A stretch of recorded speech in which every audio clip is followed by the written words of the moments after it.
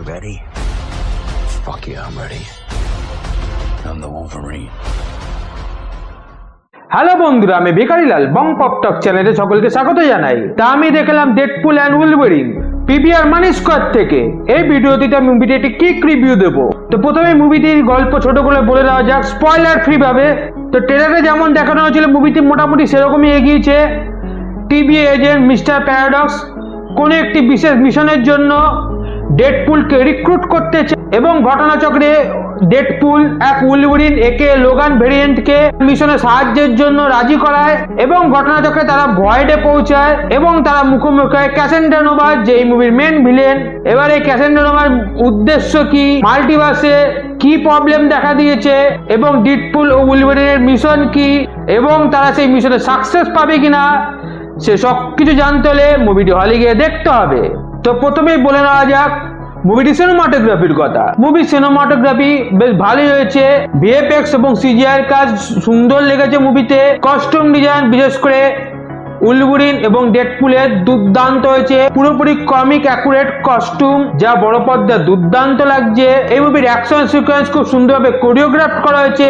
Hand to hand combat fight খুব দুর্দান্ত লেগেছে মুভিতে। এবং এই ডেডপুল মুভিটি আগের দুটো ডেডপুল মুভির মতোই আর রেটেড।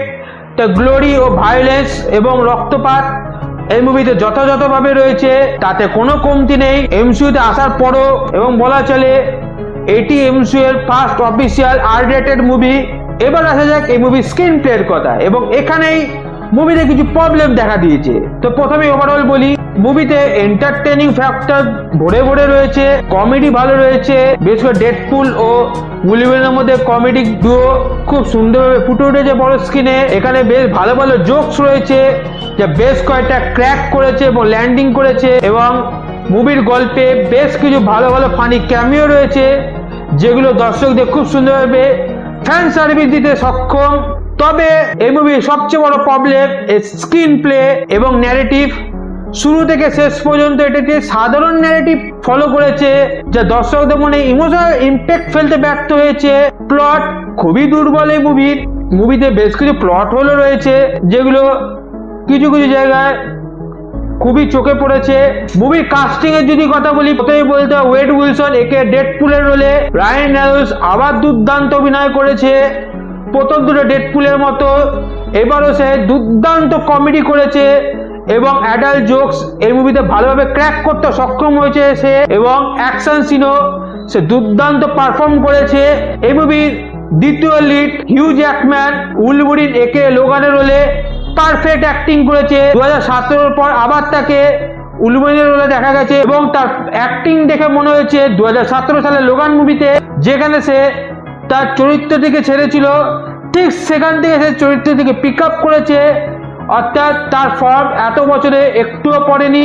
তার লোগানের চরিত্রে অ্যাক্টিং দেখে দর্শক নস্টালজিক ফিল করবে এবং তাদের পুরনো কথা মনে পড়ে যাবে। তবে এই মুভির কাস্টিং এর দুর্বলতম অংশ লেগেছে মেন ভিলেন ক্যাসেন্ড্রা নোভার চরিত্রে এমা করিনের অভিনয়। অনেস্টলি স্পিকিং এই স্ক্রিপ্টে তার চরিত্রের জন্য তেমন কিছু রাইটিং মেটেরিয়াল ছিল না, তবুও সে যথাযথ চেষ্টা করেছে। তবে দর্শকদের মনে দাগ কাটতে সে সক্ষম হয়নি। বাদবাকি যারা সাপোর্টিং কাস্টে ছিল, কিছু পুরনো ডেডপুল মুভি থেকে এসেছে এবং কিছু নতুন, তারাও তাদের চরিত্রে যথাযথ অভিনয় করেছে।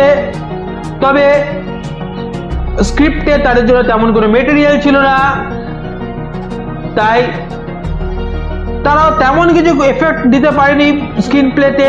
তাছাড়া আগেই বললাম বেশ কিছু চমকপ্রদ ক্যামিও রয়েছে যেগুলো দর্শকদের ভালো ফ্যান সার্ভিস দেবে এবং তা দেখে দর্শক মজা পাবে। তবে হ্যাঁ, সে ক্যামিওগুলো ইম্প্যাক্ট কিন্তু স্ক্রিন প্লেস ওয়াইজ খুব একটা বেশি নেই। ওভারঅল যদি বলি এই মুভিটি একটি ফান এন্টারটেইনিং মুভি হয়েছে বলা ভালো। এটি একটি থিম পার্ক জয় রাইডের মতো হয়েছে যা দর্শক দেখে উপভোগ করবে, মজা পাবে, আনন্দ পাবে, কিন্তু কোনো জায়গায় গিয়ে তাদের স্যাটিসফ্যাকশনটা পুরোপুরি আসবে না, কারণ স্ক্রিন প্লেতে ইমোশনাল কোনো ডেপথ নেই। তবে আমি বলবো এই মুভি হলে গিয়ে দেখতেই পারো, ভালো সময় কাটবে। তবে হ্যাঁ, যারা ইমোশনাল ইম্প্যাক্টফুল মুভি দেখতে প্রেফার করো তারা এই মুভিতে দেখে হতাশ হতে পারো। তবে যারা শুধুমাত্র এন্টারটেইনিং কমিক বুক মুভি দেখতে চাও তাদের এই মুভিটি দুর্দান্ত লাগবে এবং এন্টারটেইনিং লাগবে, কারণ এই মুভিতে অ্যাকশন এবং কমেডির দুর্দান্ত মিশেল রয়েছে। তাছাড়া এই মুভিটিতে একটা এন্ড ক্রেডিট সিনও রয়েছে, যা পুরোপুরি কাস্ট লিস্টের শেষে দেখানো হয়েছে, তবে সেটা খুব একটা ইম্পর্টেন্ট নয়, যা সেটা ফানি এন্ড ক্রেডিট সিন, যা তোমরা মিস করলেও খুব একটা বেশি হতাশ হবে না। আর এই মুভিটি আর রেটেড মুভি, তাই বলাই বাহুল্য 18 বছরের কম বয়সীদের জন্য এই মুভি নয়। তবে যারা প্রাপ্তবয়স্ক তারা বন্ধু বান্ধবদের সাথে ভালো সময় স্পেন্ড করতে পারে এই মুভিটি দেখতে দেখতে। আশা করি তাদের একটা এন্টারটেইনিং সময় কেটে যাবে এই মুভিটি দেখে। ভিডিওটি এখানেই শেষ হলো। ভিডিওটি ভালো লেগে থাকলে চ্যানেলটিকে সাবস্ক্রাইব করার অনুরোধ।